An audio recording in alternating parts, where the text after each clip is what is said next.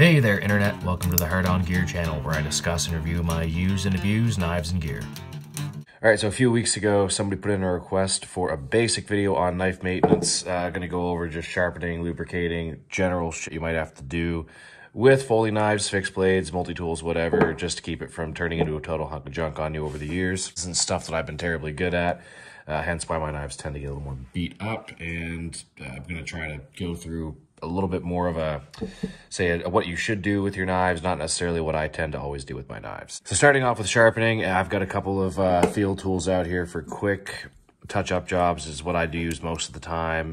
This is the Lansky Field Medic, super small, fits in a pocket pretty easily. It does a pretty good job, but not as good as the the Work Sharp Field Sharpener, which pretty much everyone's familiar with. Say like 90% of my sharpening is done with this bad boy these days, and you can do a pretty good job from scratch. I probably sharpened up around 20 or 30 of my fellow platoon mates' knives over the last few months, just kind of sitting around on the weekends, killing time. I've been able to get most knives just about as sharp as I can on a stone with this thing, but there's no doubt with a proper set of stones, you can go through and get things a little more mirror sharp. So if you want to get the full rundown on how to sharpen with stones, or just a quick rundown of how to go about sharpening with the Lansky Blade Medic or the Work Sharp Field Sharpener, I'll give you a very, very quick look at it now, but you can check out the full video I did as like a 30-minute rundown on how to go through the whole process step by step.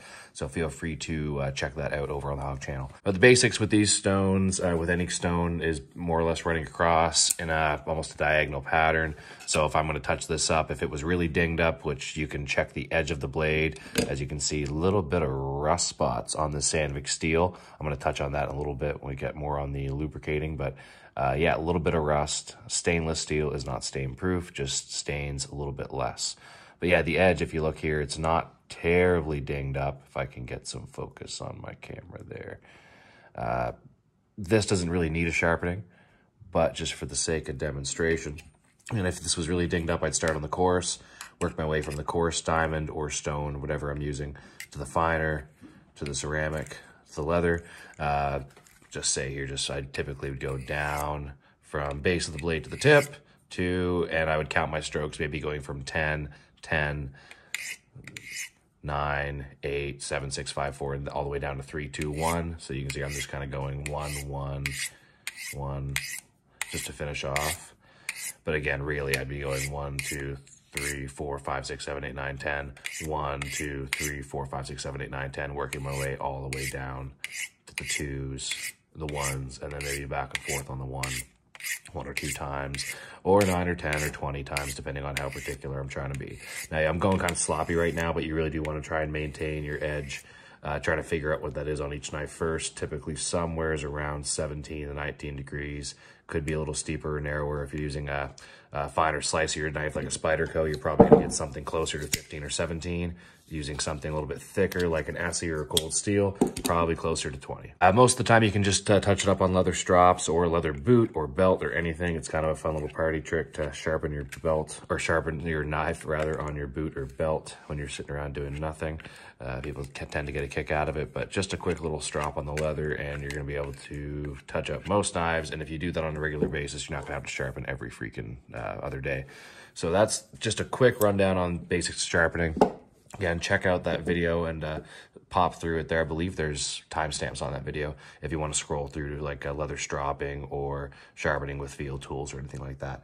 Lansky Blade Medic, about the same idea. You can get into serrations with these tools as well, both the Lansky Blade Medic and the Work Sharp Field Sharpener.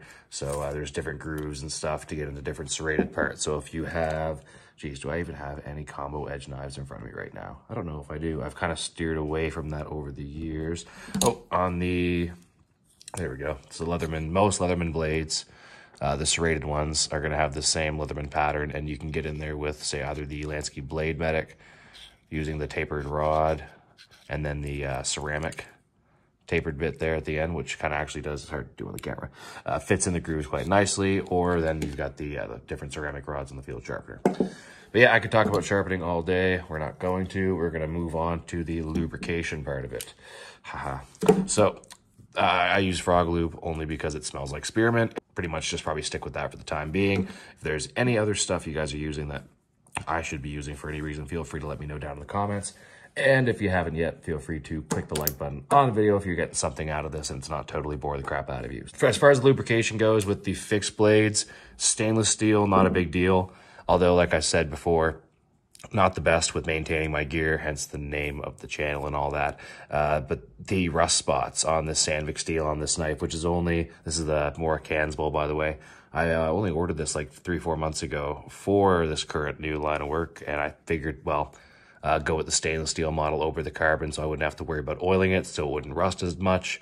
And here I am rusting my stainless steel blades. So not a huge deal, and I'll touch on that again in a minute when we get to the rust and polishing bit of the video. But for now, yeah, I'm just gonna say try and put a little bit of oil on these things. Even the stainless steel, it can't hurt, especially the fixed blades if they're gonna be sitting in a sheath, on a belt, in a pair of work pants like mine tend to do, and or in my car, which tend to get pretty humid and or just wet and covered in stuff from the woods.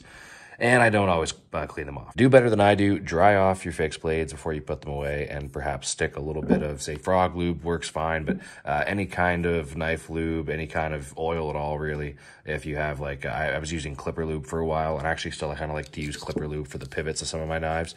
Super thin, doesn't tend to collect as much dust and grit as some thicker oils, kind of like the frog lube. But you can use, yeah, pretty much anything. If I'm cutting meat with one of my knives, I don't always wipe off all the fat because the tallow will actually act as a protective lubricant so long as it's not full of like food particles and stuff, obviously, or else you'll get a bunch of mold in your knives. But yeah, any oil works fine. The fixed blades can be a little bit more tricky because you do have to try and get things into the pivots. And like this is a good example. The CRKT M16 is a pretty... it can be a fidgety knife, but as soon as it gets gritty, it tends to get a little bit clunky, and it doesn't fire off quite as well. So if I were to put a little bit of frog lube in that pivot, probably don't need to even be as extravagant as I'm going to be right here, but I'm going to try and put a little bit in the back, and then try and put a little bit in the front part of the flipper, and work that in a little bit. And I can already feel that loosening up a lot. And now when I go to fire it, yeah, a little bit more action.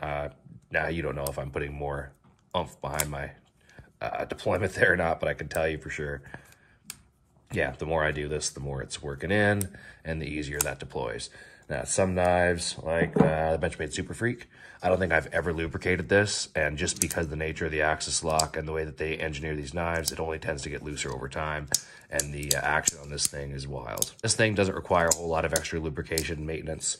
Something like a cold steel triad lock knife, if you wanted to get it working well, I could probably stand to put a little bit of lube in that, and it would probably fire off a lot better because cold steel knives aren't exactly known to be fidgety. Other things with lubrication, the bushings inside, if you want to take apart any of these knives, which transitions well into the next part of the video, which is the kind of screws, tightening, loosening, dismantling, assembling, reassembling your knives. Some of these knives have warranties on them that basically get voided the second you take them apart. Spyderco's, Benchmades, I know both fall in that category. Most of their knives are blue Loctited, which isn't too hard to break. Blue Loctite and red Loctite are just thread seals, which can be broken fairly easily. Red Loctite, you will probably have to warm it up to get it broken if you don't want to strip your screws. And then blue Loctite, a little bit easier than that, well, quite a bit easier than that. But yeah, so if they're not Loctited, super easy to get into, and probably a good sign that you're not going to void the warranty by doing so. So when you take most of these knives apart, I'm not going to do it right now live, but I'll pop up a picture of I guess a spread of a disassembled knife, typical folding knife with, say, different washers. Either going to be ball bearing washers or something like just your typical Teflon or phosphor bronze washers like are in a lot of the Spyderco knives that have pretty smooth operation, tend to be due to those phosphor bronze. And those don't have to necessarily be like heavily lubricated, but just kept clean and free of grit, and then a little bit of oil on those moving parts of the washers in the pivot system will make a big difference. And I've done that with some of my knives before. I know the old Cold Steel Recon one that I rocked for like 8 years. It was getting pretty gritty on me a couple of times, and I took it apart, cleaned it out, re-lubed it, and it worked like better than new. So can be worth it. Sometimes though, just dropping a little bit of lube in the pivot is all you need. And with a lot of these knives that have that warranty stick with it, that where you don't want to take them apart necessarily if you don't have to, I haven't gone out of my way to do so.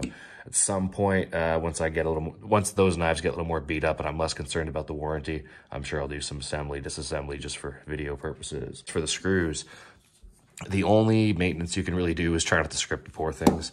So I've got the WeHob bit driver bit selector here. You see here Metal Complex and different channels talk about this thing a lot. There's obviously different tools you can use out there. I am not a construction or tool guy at all, so don't go by my opinion. I'm just using the opinion of people who know what they're talking about more than myself. So I definitely can recommend that. It's a little bit pricier, but I haven't stripped nearly as many screws with that since I've picked that up. The T6 Torx heads that get used for most folding knife pivots, I'm sorry, not pivots, the pocket clip screws and sometimes the body screws are super big pain in the butt. Stripping those is going to be one of the biggest concerns as far as the screw maintenance goes on any of these knives. So pick up a good Torx set. Don't wait and procrastinate it longer than you should. The amount of times I almost picked this up and instead went and picked up a $70, $80 knife probably happened half a dozen times. So bite the bullet, pick it up. I've got a lot of strip screws and a lot of these knives that probably don't need to be stripped right now. So touch back on the rust. Again, stainless steels are not stain proof. There are a couple of stain proof steels such as the Pacific Salt 2 has got the LC200N steel, which is pretty new the last couple of years. I think Spyderco is still the only company using it, but this is specifically a rust proof, you know, quote unquote rust proof knife. I'm sure there's a way to make something on this rust, but I do believe the only thing on this that isn't completely stainless are the screws themselves, although those are coated with the same black coating that's on different parts of the knife, pocket clip and the back lock. But yeah, this is pretty much this and H1, which is also rust proof, but basically as soft as butter and has to be resharpened every 5 minutes. Those two steels, pretty much rust proof. Blade HQ did a whole video where they went and did a pretty extensive rust proofing test on H1. Pretty damn rust proof. Pacific Salt 2, LC200N steel, pretty much around the same as that, supposedly. But aside from that, with these stainless steels, you do have to be a little careful. I carried the Manix 2 in my front pocket of my Nomex shirt for one of my fire trips last summer for 2 weeks. It was a super muggy, like, July or August trip, and within about a week I noticed there were a few rust spots, and I think I got most of them off because I don't really see them showing up right now. I think you can see a little tiny residual one that's kind of popping back up down at the base, but there were quite a few rust spots starting up, and I was kind of shocked because this S30V is pretty high-tech modern stainless steel, and I wouldn't have expected it to happen that fast, especially because I wasn't even in my home area of the east coast of Canada. It was more central where it's a little bit less humid, but nonetheless, even in less muggy, less coastal places, sometimes you have to watch those stainless steels, especially if you're sweating and they're in your pockets and all that. Now with the coating, like what you're seeing on the Paramilitary 2, can't believe I blanked on the Paramilitary 2 of all knives, that's going to protect it for the most part. You just have to worry about the actual edge itself. A good example of that is the SE Azula 2, which I'm frequently having to sharpen on the ceramic rods at least, and then polish just because I get a little film of rust sometimes on the edge, because 1095 is extremely awesome in almost all of its properties steel-wise, except it is not rust-proof at all. And 1095 being the steel that's been in most of my bush knives that I use for years. Pretty familiar with rusting the tips and the edges of that, which is why most of them are coated with some kind of a powder or DLC coating or something along the lines of that. But the powder coating on this is pretty decent. I also, you can see I shaved the, sanded the back of the powder coating off of the Azula 2 just for that extra little fire starter capability. So that's another part that can rust. So I just got to make sure that I oil up the spine of that blade whenever I do the edge, which I forget to do all the time, and which is why this thing's constantly getting rusted. But yeah, putting the Azula 2 through its paces all the time. Better coating on the Mora Garberg. It's an interesting coating. It's a DLC coating. It's still able to have the fire striker kind of struck through with most of these thin DLCs, which was pretty surprising to me. And you can see that until I sharpen the actual the Scandi grind edge of this a little bit more, the coating's still on most of the edge. The only thing that's going to rust is the very, very, very tip of the blade, which, yeah, as you can see, typical Hard On Gear stuff. My edge of my blade is rusted because I'm terrible with that. So, yeah, as I'm sitting here telling you this, I need to take maybe a half hour and go through all of my knives and just rough out some of the edges with the rust and maybe take out a few nicks of my blades. That's something probably everybody should be doing every now and then if you're going to be using these for work and different stuff, so you don't catch yourself going to haul out a knife you haven't touched for a couple weeks and have a big old rusty edge that you can't use. Okay, so say you forgot to do your maintenance, you've screwed up, something's gone terribly wrong, and you need to get your knife fixed, replaced, anything like that. The warranties are going to be varied within companies. You've got companies, that's a good example. I guess Benchmade and Cold Steel and all these companies have pretty decent warranties. They're pretty consistently, if not lifetime, 25-year, and essentially as long as you don't do something incredibly stupid with the knife, they're going to replace whatever got broke, so long as it was normal knife use. If you baton with a folding knife, or you're throwing your folding knife, or you're throwing a fixed blade that's not meant to be thrown, they're probably going to tell you to, you know, piss off and go buy a new knife and be less stupid with it. Then you get Essie, which has got one of the best warranties on the market, which I brag about all the time because it's super awesome. And essentially, you can do anything to this knife. Kind of funny joke, I think, on Blade HQ or something was, you know, if you had you wanted to send this in with a little letter saying that you chopped it in half with a lightsaber, Essie would say, well, that really sucks. We should have made our knives better, and they will send you a brand new one. So super good warranty there. As long as you don't lose the knife, you're pretty set with an Essie. So with the Leatherman Mutt, specifically designed for cleaning AR-style rifles, it's got a couple of extra tools on it that are kind of handy for cleaning knives as well. So such as the carbon scraper, which, as you can see, the tip is broken off, which funny enough, I didn't actually do it. I had a buddy, my fire team partner at the time, was trying to do something silly with this. Didn't realize this was brass and very soft, and ended up, actually this is bronze, even, yeah. So he ended up breaking the tip of this off. Nonetheless, still works for scraping off carbon and different things. You can use it on the knives as well if you do have some rust spots or whatever. I can use this for a little bit of light scraping, and it's not as dense as any of the steels on these knives, so you don't have to worry about scratching the blades or doing any extra damage. Then the same for gun cleaning kits. Pretty much always come with some kind of a brass cleaning brush, something along the lines of that, and that should be doing as good a job as anything to get, yeah, should be able to take those little rust spots off in about 30 seconds. And with a little bit of cleaning product, if I needed to use some kind of a more corrosive lubricant, that'll take that off in about 2 seconds. I just try not to use too much of that stuff around my knives, just because I don't want it getting around the some of the Teflon washers or polymer parts and stuff, just I don't know what's going to be corrosive and what's not to different products, because I'm not smart enough to figure that out for myself. So there's that. There's some of the softer brushes, toothbrushes, anything like that you can use to clean it up. Using tools like that to get the rust out, and then resharpening, repolishing. You can use some of the different stones and some of the finer grits and stuff to get some of that rust out too. Just watch that you're not removing too much steel from like different parts of the knife. But it doesn't take that long, so long as it's shallow. If it's deep-seated rust, you might be screwed, or it's just going to require a lot of work, or maybe somebody with some actual professional metallurgy experience to take care of that for you. Aside from cleaning off the rust, you might want to do some of the aesthetic cleaning, which I don't tend to do a lot of because I just really don't care for the amount of time it takes. But going into some of the grooves of the handle scales, or into the different parts of the handle and the pommel of your fixed blades, cleaning up some of the areas where dust and wood debris and stuff collects, if you so choose. If you're doing food processing and stuff with your knife, whether you're doing it camping or using them in the kitchens and stuff, or like for me, there's certain knives I'll use for steak and stuff if I don't have a decent knife on me, or not being provided with one rather. So sometimes it might be more worth keeping these things super clean.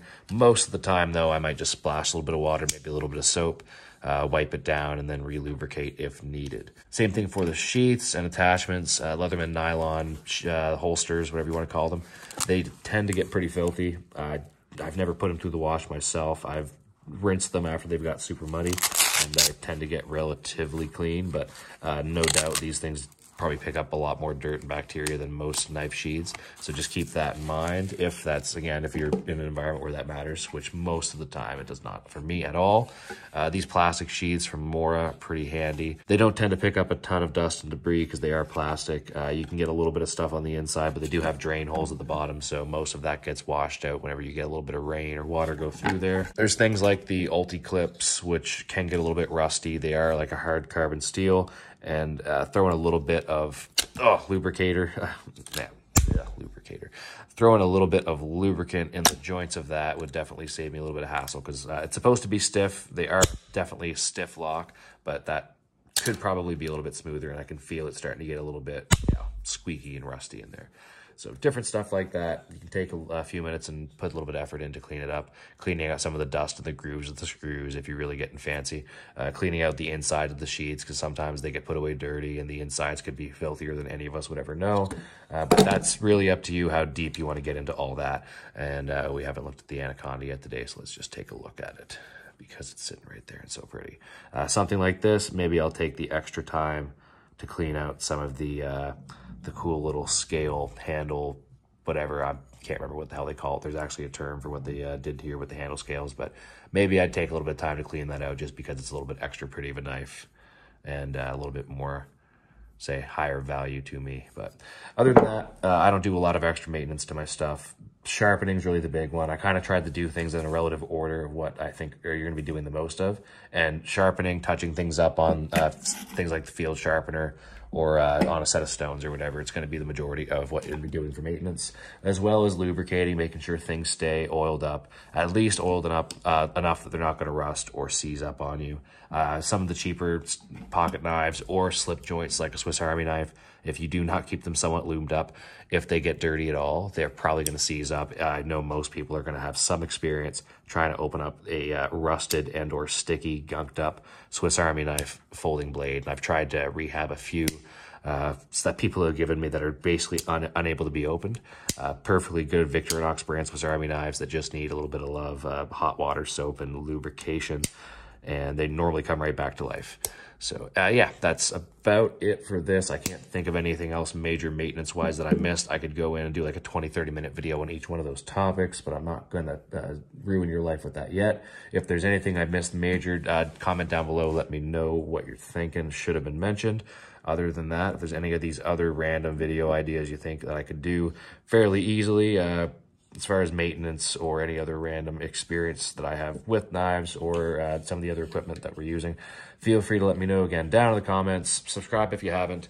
Keep an eye out again for that 1,000 subscriber giveaway, which is going to be happening sometime in the next few months when I'm less of a broke-ass basic private. Check out any of the individual knife reviews, unboxings, comparisons, all the other random stuff that you're going to find on the Hog channel. That is it for this one. This is the Hard On Gear channel signing off.